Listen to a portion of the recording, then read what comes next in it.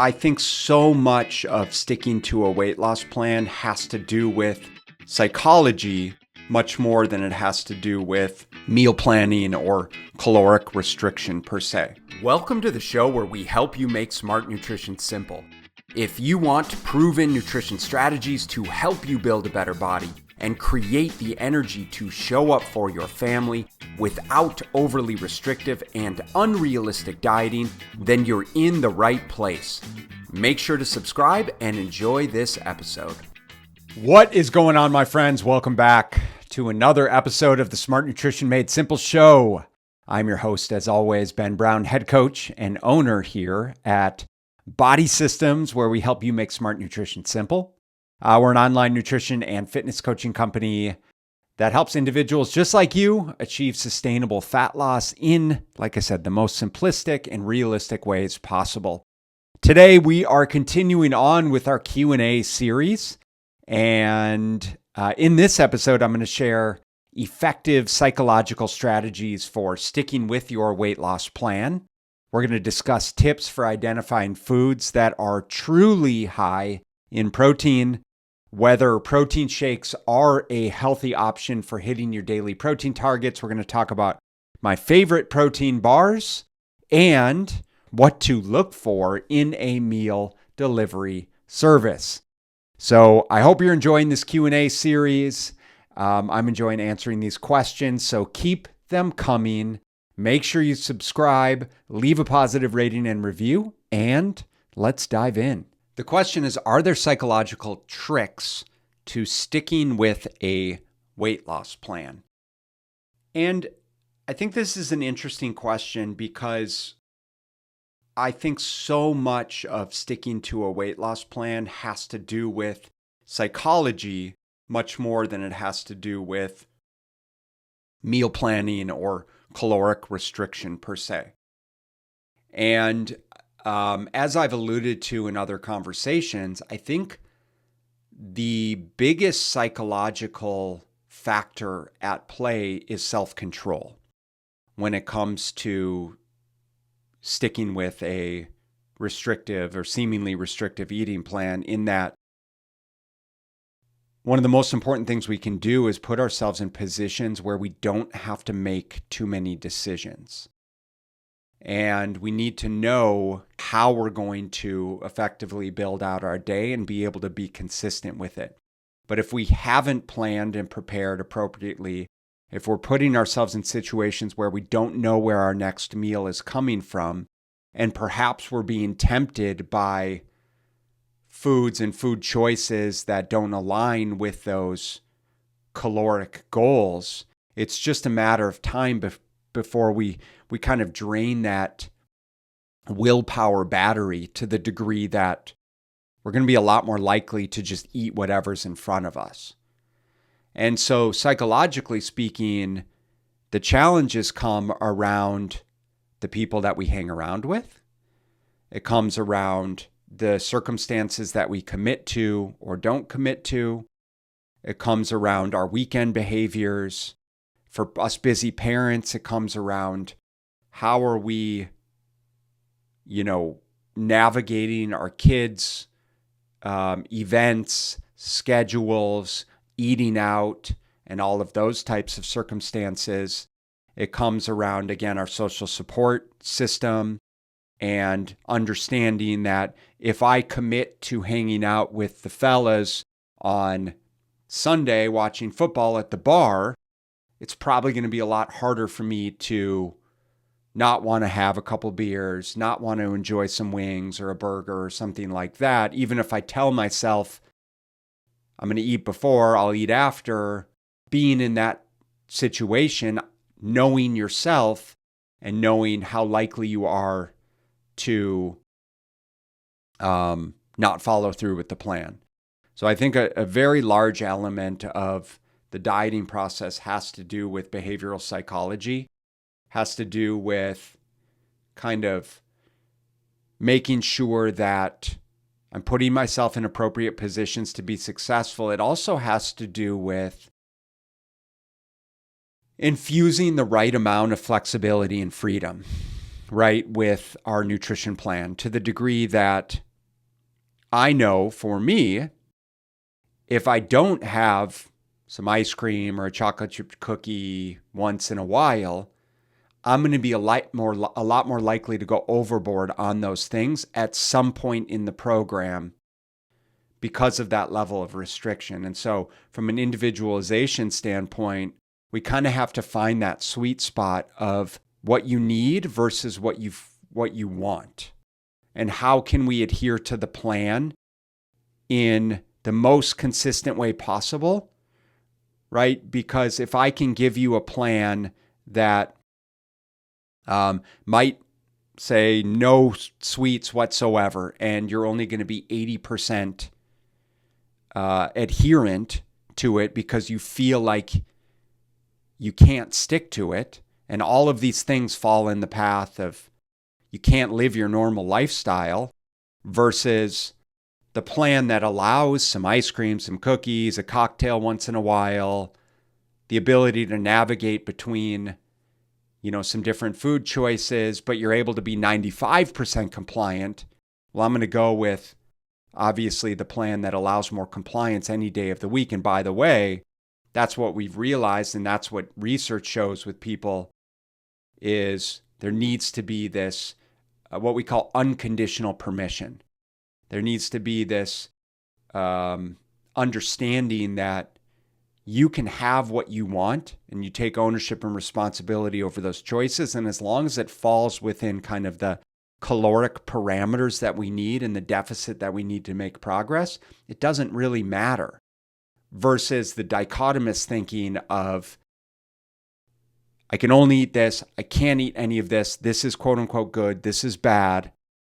Well, that's bound to set you up for disaster. We know that very clearly. And the people that practice more dichotomous, all or nothing, fad-based dieting, right, thinking, those are the ones that continue to yo-yo year after year after year.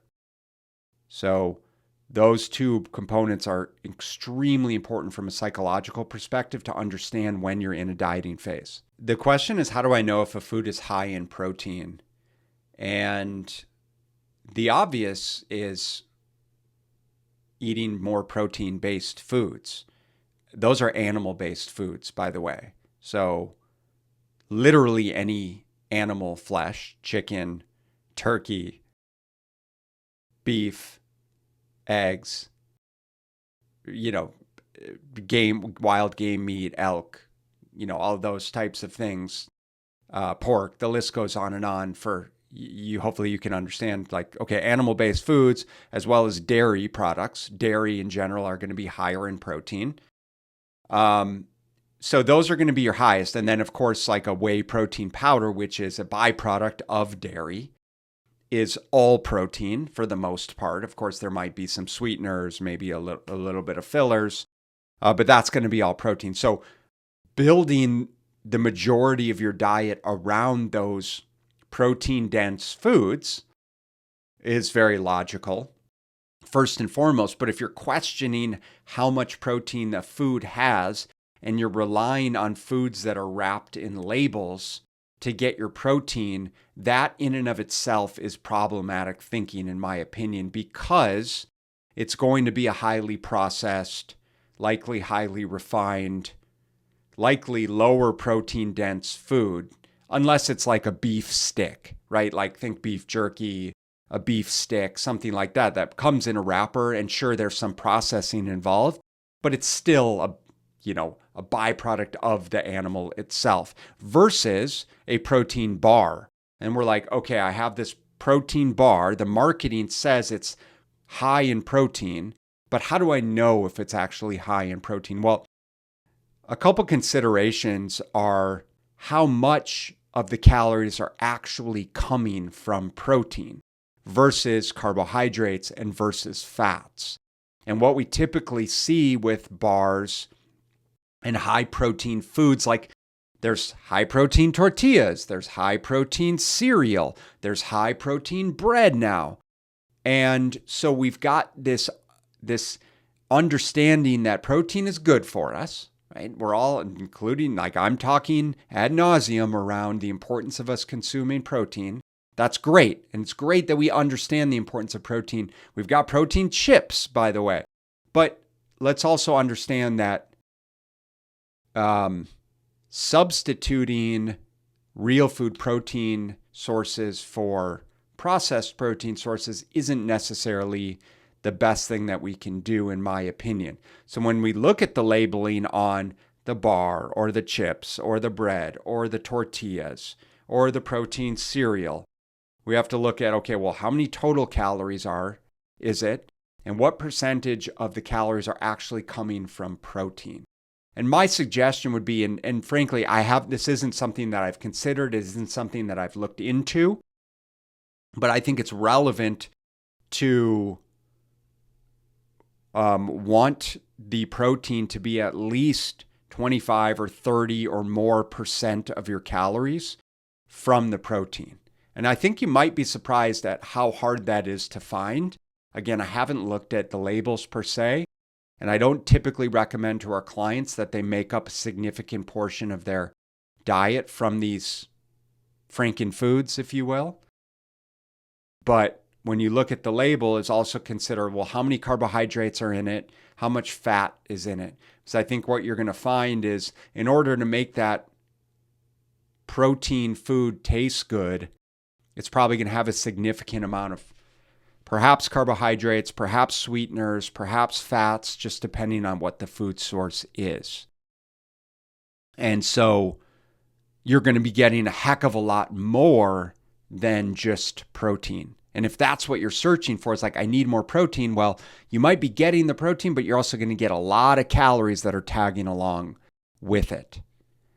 So as long as you're acknowledging that, then by all means go for it. But don't believe that these high protein foods are going to take the place of more animal-based foods as your most dense and frankly ideal protein sources, in my opinion. So the question is, when we look at certain protein shakes as an example of ways to get in protein, are those healthy options of getting protein? And there's nothing necessarily wrong with protein shakes. I've talked about this before, is depending on the person, it can be a very logical way of hitting your daily protein goals, creating satiety, and managing your calorie intake. So I think that's awesome. And it's really cool to know that we have those types of options available to us. But I also think that one of the reasons that people rely so much on protein shakes is because they don't take the time to prioritize planning and preparing real food appropriately. And I will always encourage people to get the vast majority of their nutrient intake from real foods. And I will suggest time and time again that those are going to be the best results that people get, is when they don't rely necessarily on protein shakes. However, again, depending on the person, depending on their schedule, depending on their commitment level, depending on their readiness for change, depending on their lifestyle, like, hey, it can be a great option. There's, a lot of very high protein shakes. I think for the most part, they can be good choices. We always have to be cognizant around the sourcing of the ingredients, the amount of chemicals and artificial sweeteners and fillers, how the body reacts to it, someone's digestion. And so I think that there's a lot of factors at play. And I'm not going to go down the rabbit hole of like how all of the additional byproducts like the guar gum, like the carrageenan, could potentially be harmful for us. But I think it's worth considering that the more processed the food, which, by the way, a protein shake is very, very processed and is just about the furthest thing removed from Mother Nature that we can get. I think it's worth considering that that's probably not going to be as good for us as eating a steak, right? So let's take into consideration what are more ways where we can develop the skills to eat more real food more consistently for health, for body composition, for lean muscle tissue, for energy, for cognitive function, for gut health. The list goes on and on.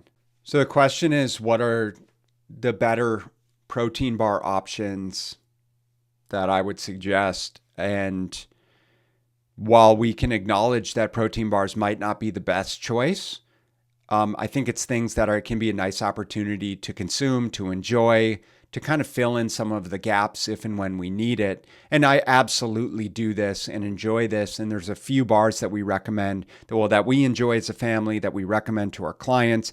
I also think it's worth considering that most of these quote unquote protein bars are not actually protein bars, right? And to kind of go back to the original, one of the initial questions around how much protein is appropriate in a given bar, like most of these protein bars are some protein, usually a reasonable amount of carbs, also a reasonable amount of fat. So they're not actually protein bars. However, there are some that are pretty high in protein.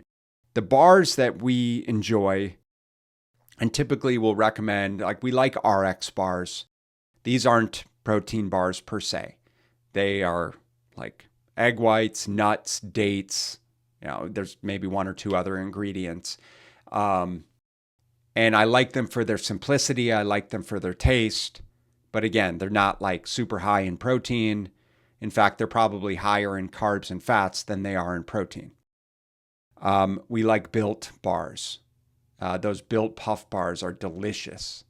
And those we treat almost as a dessert, where it's like, hey, I can get in, I think it's 17 grams of protein for a 140 calorie bar is very reasonable for a lot of people. And it tastes delicious. It could be a good dessert. It could be a good snack. The kids like it. It has minimal ingredients. It's collagen-based protein.